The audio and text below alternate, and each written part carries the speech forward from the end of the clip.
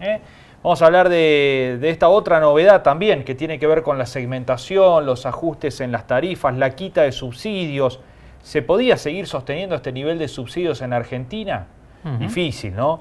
Bueno, está Julián Rojo con nosotros, que es economista del Instituto Argentino de la Economía General, de la Energía General Enrique Mosconi, ya en comunicación telefónica con nosotros. Julián, ¿cómo va? Buenas noches. Hola, buenas noches, muchas gracias por el llamado. Bueno, muchas gracias por atendernos. Bueno, ¿cómo ves esta disposición del gobierno de la segmentación?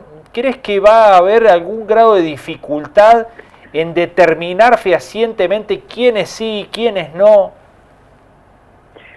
Bueno, lo veo un poco extraño, digamos, a ver, ya era lo que se venía hablando, lo que se venía hablando en sentido técnico, ¿no? La segmentación de a una parte de la demanda cobrarle el grueso del costo de la energía, la totalidad, y al otro 90% cobrarle en determinado porcentaje, ¿no? A un determinado porcentaje de la población, hasta el 80% de la variación del salario móvil, y a los beneficiarios de tarifa social hasta el 40% de esa variación, ¿no? El problema ahí es que eso tiene por definición como destino un atraso tarifario para el 90% de la demanda, ¿no? Solamente el 10% estaría actualizado. Y cuando digo un atraso tarifario, digo más cantidad de subsidios. Eso el camino es lineal, digamos, no hay mucha vuelta con eso, ¿no? Este año hubo 2 aumentos de tarifas, en marzo y en junio, en base, si se quiere, llamémosle en base al esquema anterior, digamos, ¿no? Es decir, un 20% final plano para toda la demanda, ¿no?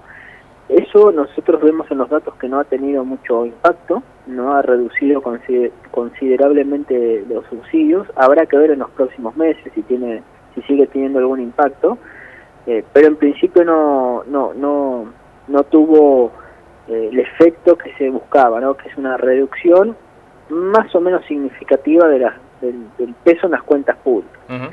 En los últimos 12 meses los subsidios energéticos suman $13.500 millones de dólares, que es casi el 3% del PBI, que es casi todo el déficit fiscal hoy en día, y en los 6 meses de 2022 suman unos 5.500 millones, que es mucho más que el año anterior también, ¿no? Yo veo algunas dificultades técnicas en la implementación de este tipo de segmentación, que posiblemente tengan que ver con trabas jurídicas, regulatorias, incluso de acceso a la información privada, con lo cual veremos luego la instrumentación con la que lo llevará a cabo la Secretaría de Energía y los entes reguladores, a ver cómo esquivan estas cuestiones que no son menores, ¿no? Claro. Bueno, ahora surgió en las últimas horas que cada familia se va a tener que registrar para no perder el subsidio, ¿no? Hacer una especie de declaración jurada en la que allí de manera voluntaria se supone que consignará sus datos. Sí, es lo que, por eso digo, hay que esperar a ver cómo se instrumenta, pero yo supongo lo mismo. Habrá que ver qué grado de profundidad tiene ese esquema de declaración jurada, de información, como para poder recolectar toda la información posible, ¿no? Porque muchas veces las medidas son un poco voluntaristas, pero cuando llegan el momento de los hechos se quedan cortas, por decirlo de alguna manera, ¿no? Claro, está claro que el gobierno no tiene los datos para segmentar, por eso le sale a preguntar a los usuarios, ¿no?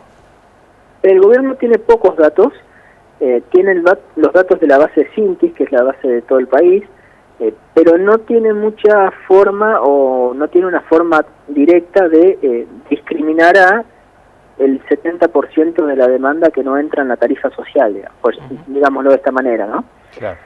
Con lo cual es un problema importante, ¿no? Porque si se te escapa el 70% de la demanda, se te escapa prácticamente toda la población, y en particular se te escapa ese 10% más pudiente, ¿no? Que es al que quieren cobrarle, o al que se pretende cobrarle la totalidad del costo de la energía. ¿Hay algún mecanismo alternativo más simple que se pueda llegar a aplicar y no este camino? Bueno, en realidad el mecanismo es siempre focalizar en la demanda. Este tipo de segmentación, a diferencia de lo que existía hasta ahora, tiene algún punto a favor, que es tratar de virar hacia un esquema focalizado en la demanda, pero creo que los puntos más en contra que tienen es que digamos, la propia segmentación se establece como un atraso tarifario en el tiempo. Es lo que decía anteriormente, de que las tarifas para un segmento de la demanda van a aumentar por debajo de lo que aumentan los salarios, que ya aumentan por debajo de lo que aumenta la inflación, y que a su vez la inflación está por debajo de lo que aumentan los costos de generar la energía. Con lo cual no queda otro camino que el aumento de los subsidios, ¿no? Yo el único punto quizás a favor o un buen punto que me parece que hay que destacar es que estos registros que van a complementar el sistema SINTI, que es la base donde se juntan todos los datos del país, ¿no? de usuarios y en realidad de personas más que de usuarios, creo que puede contribuir a generar una información interesante para en algún momento afinar estas políticas de segmentación. No creo que lo puedan hacer en el corto plazo, porque no solamente lleva tiempo, sino que también lleva costos. Claro. Y tampoco está muy determinado quién va a solventar esos costos, ¿no? Entonces, creo que en los próximos días o en las próximas semanas veremos también de qué manera lo implementa la Secretaría y los entes reguladores, y ahí vamos a tener quizás un panorama un poquitito más claro respecto a cómo lo quieren abordar. Está bien. Julián, muchísimas gracias por estos minutos, ha sido muy amable como siempre. Muchas gracias a ustedes. Hasta la próxima. Gracias. Bueno, ahí estaba Julián Rojo, economista del Instituto General Enrique Mosconi, hablando de la segmentación de tarifas y las dificultades que seguramente se vienen por delante, ¿no? Se vendrán por delante. Bueno, 22:01, nos vamos. Nos vamos. No, hemos llegado al final del programa, nos despedimos. Hasta el próximo jueves a las 21 como siempre. Adiós. Chao.